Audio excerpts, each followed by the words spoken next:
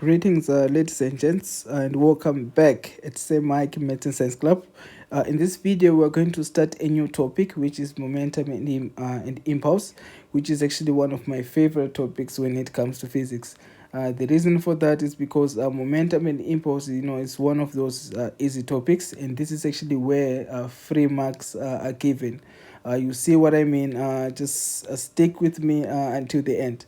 So momentum, what is momentum to begin with? So momentum, which is represented by the letter P, we say that momentum is the product. So we say that's represented by the letter P. So we say that momentum is the product of an object's mass and its velocity. So that's the formal definition for momentum. So I'm simply just gonna write that down. The reason for that is that these definitions, they actually pop up every time, and they normally weigh about 2 marks. So in this case, we say that momentum is the product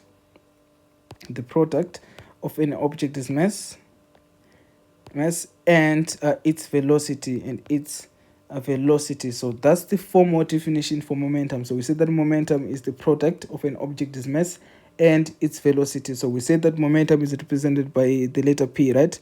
So in this case, mathematically, we just read that. So mathematically, momentum is actually equals to mass multiplied by the velocity. So that's mass multiplied by the velocity.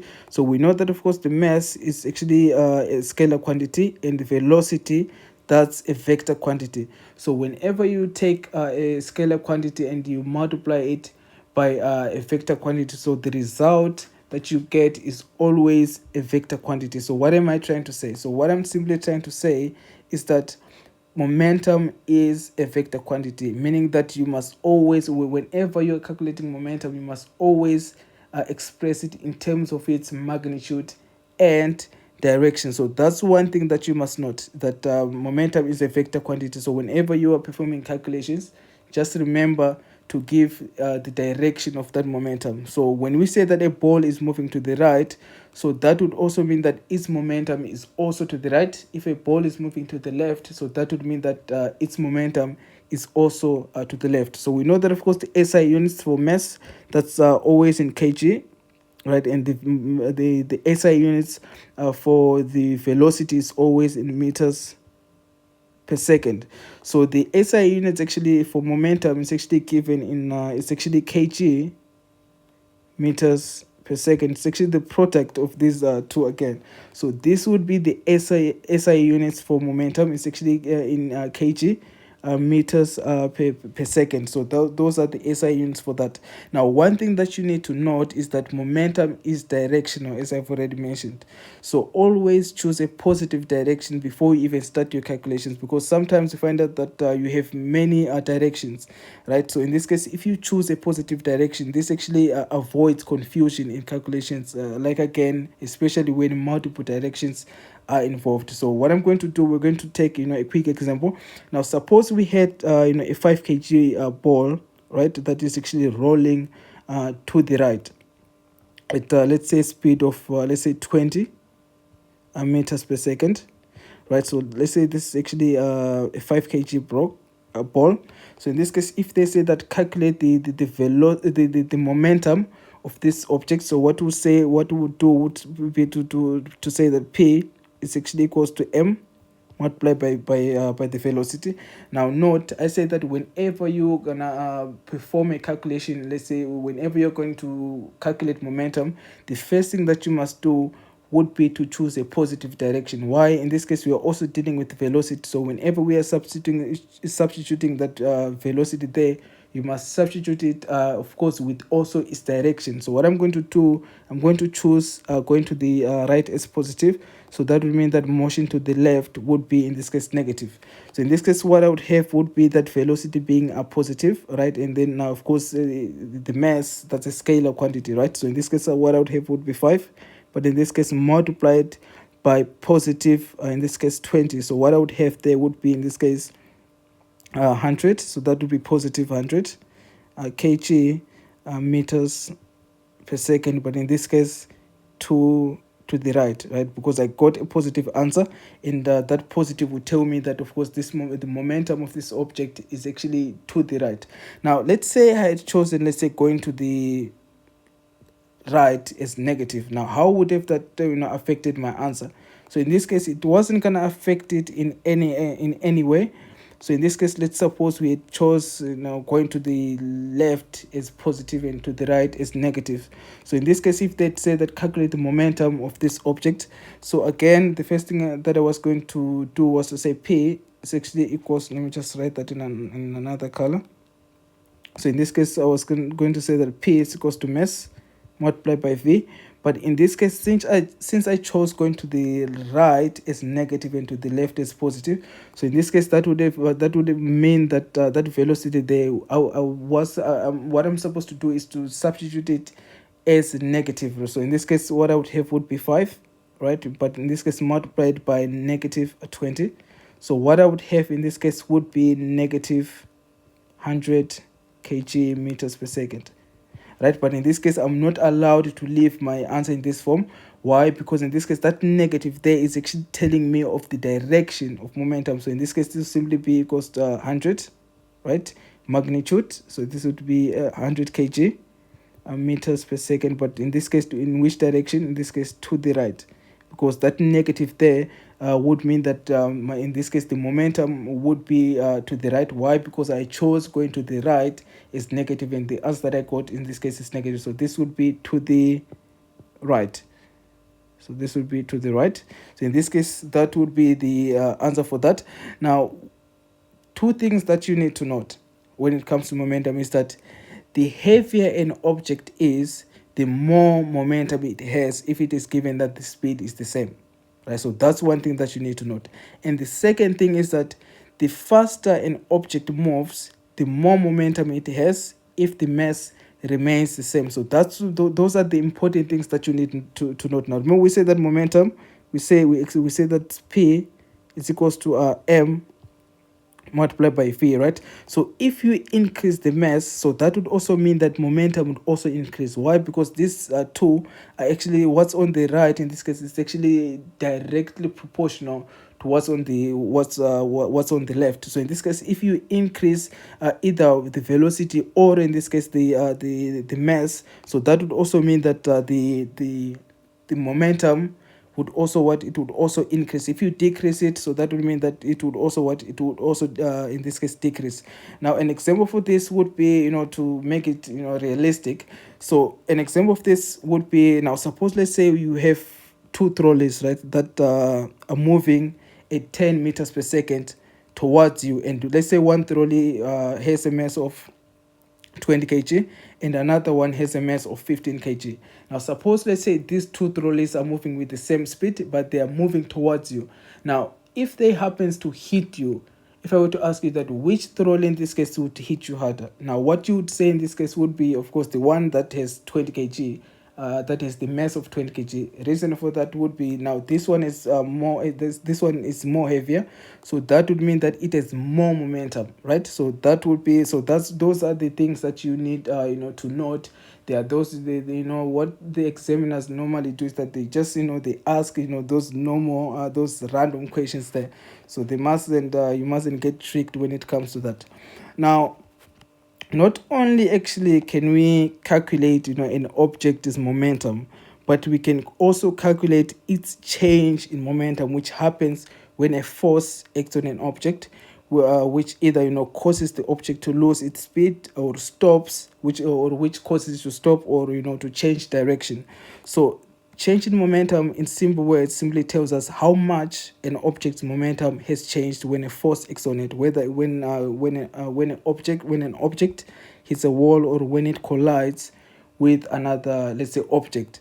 So to define this, we say that to make it even more simpler, so we say that change in momentum is simply the difference between the final momentum and the initial momentum of an object. So that's what change in momentum is. So change in momentum is simply the difference between the final momentum and the initial momentum of an object. So we actually represent change in momentum as delta p. So we say that's the difference between the final momentum and in this case the initial momentum. So we say that mathematically delta P is equals to P final minus P initial. So if we expand this, so in this case this will simply be now remember that we say P in this case represents momentum, right? So in this case this will be mvf minus mvi. So in this case, remember that of course now the mass would actually be the same in this case if we are dealing with one object.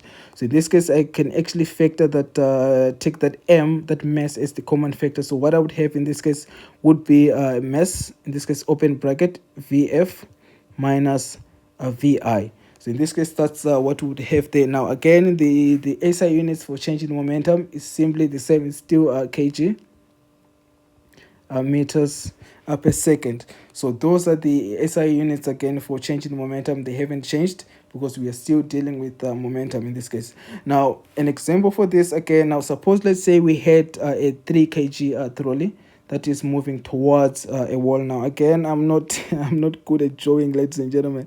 So in this case, let's say we have a trolley, right? Let's say this is a 3 kg trolley. Let's say that it is moving towards a wall, right? And then it collides with that wall. Let me put that wall right there. So in this case, now suppose let's say it is moving towards the wall at, let's say, 4 meters per second, right?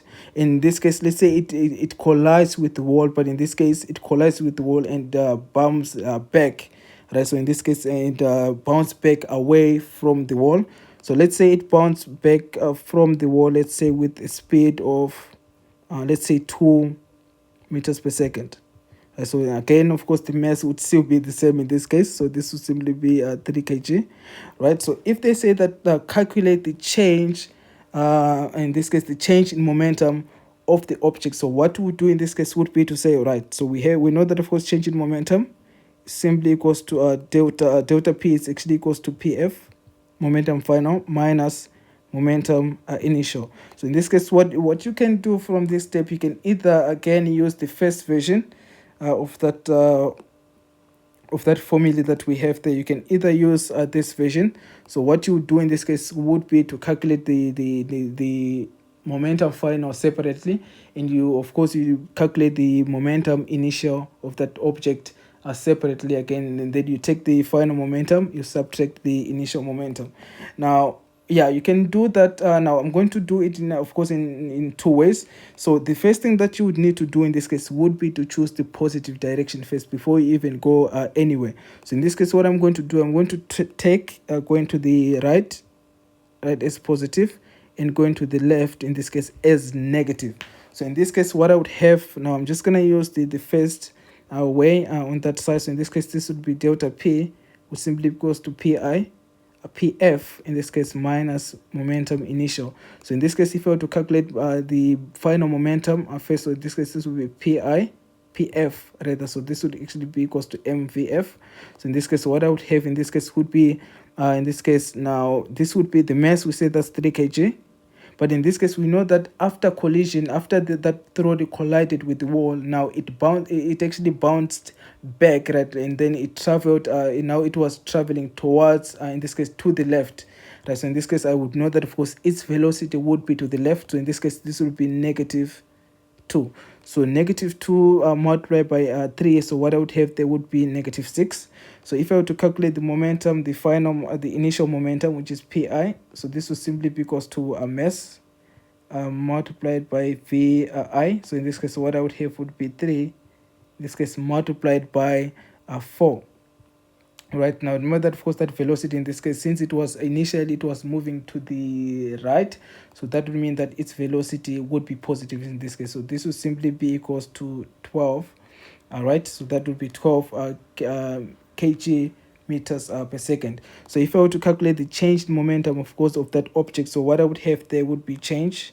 Let me just write it on that side. So in this case, let me just erase this again, so that I'm just gonna write that that next thing on that other side. So in this case, what I would have would be change in momentum. So this would simply be equals to PF minus a Pi, right? So in this case, I know that my final momentum, so that was -6. So this would be a -6 minus, in this case, 12. Now this negative that I have here, let me show you. So this negative here is actually the part of the formula, right? So in this case, so this would be negative 6 minus 12. So what I would have there would simply be, in this case, negative 18. So in this case, it would be kg meters per second, right? So in this case, this would be, in this case, to the left. So this would be to the left, right? So that would be, in this case, the answer for that. Now the other way you could have done that was to use this the third version of that change in momentum. So what you would have done there was to say a change in momentum is simply equals to m multiplied by vf minus, in this case, vi. So in this case, what would have done, they would of course the mass was 3, and then the velocity final, that would be negative 2. So this would be in this case negative 2 minus in this case the velocity initial, that was in this case, so that was 4, and that was 4. So this would be plus 4. So in this case, if you put that into the calculator, still you would arrive at the same answer, which is negative 18, and so that's not 8. So this would be 18 kg, in this case, meters per second. So in this case, this will simply be equals to 18 kg meters per second, in this case, to the left, right? So in this case, of course, if this is a little bit confusing, why in this case the answer is actually 18 rather than 6, some would say. So in this case, what you can do, I'm just going to represent it with a number line, right? So initially, we know that the momentum, in this case pi, so we found that to be, so what was the initial momentum? So that was actually 12, right? But in this case, the final momentum, we found that to be, in this case, so that was negative 6. So in this case, pf, so that was a negative 6. So the difference between negative 6 and 12 would actually be 18 in this case. So now remember that, of course, we would have 0 somewhere here, right? So in this case, initially, right, our object had 12 kg meters per second, right? Had the momentum of 12. But after collision, so in this case, the momentum changed to in this case to negative 6, right? So in this case, if you, of course, you calculate the difference between these two, you'd actually find that to be actually 18. So the negative there, remember that we started in this case at 12, right? And then we ended at negative 6. So in this case, we were going backwards. So in this case, if you're going backwards, in this case, we are subtracting. I'm sure you know that if we go to the math side. So in this case, what would have in this case would be, so in this case, we're just gonna look at this example that we have down there.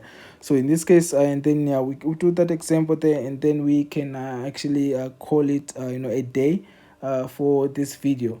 So in this case, what we have, they say that a tennis ball with let's say they say that a tennis ball with a mass of 0.06 kg is thrown horizontally towards a wall.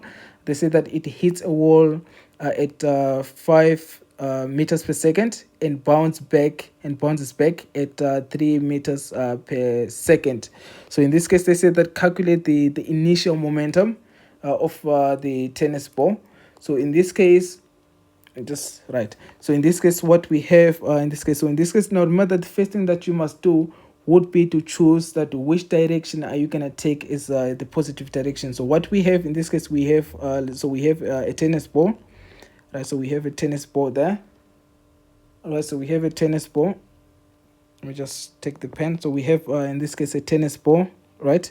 That is actually traveling, and that is thrown horizontally towards a wall, right? So they say that the mass of that tennis ball, they say that's 0.06. So initially, in this case, it was moving at a velocity of 5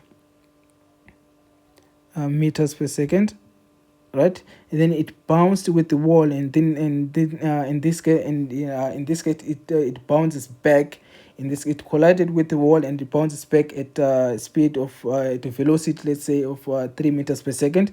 So in this case, it bounced back with the velocity of in this case that was 3 meters per second, right? So that's what we have there. So in this case, they say that calculate the initial momentum of the tennis ball. Now remember, the first thing that you must do before you even perform your calculation would be to choose the positive direction first. Now again, I'm going to choose going to the right is positive, so that would mean that going to the left is in this case negative. So in this case, momentum final, so this would be for the first question. Let me just go back. So in this case, this would be for that first question. In this case, pi would simply be equals to a mass multiplied by vi in this case. So in this case, the mass, they say that's 0.06.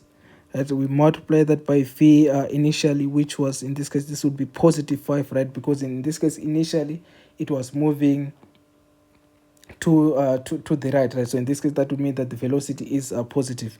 So in this case, this would simply be so if you put that into the calculator, what you would have in this case would be in this case, I think that's actually, yeah, that's 5.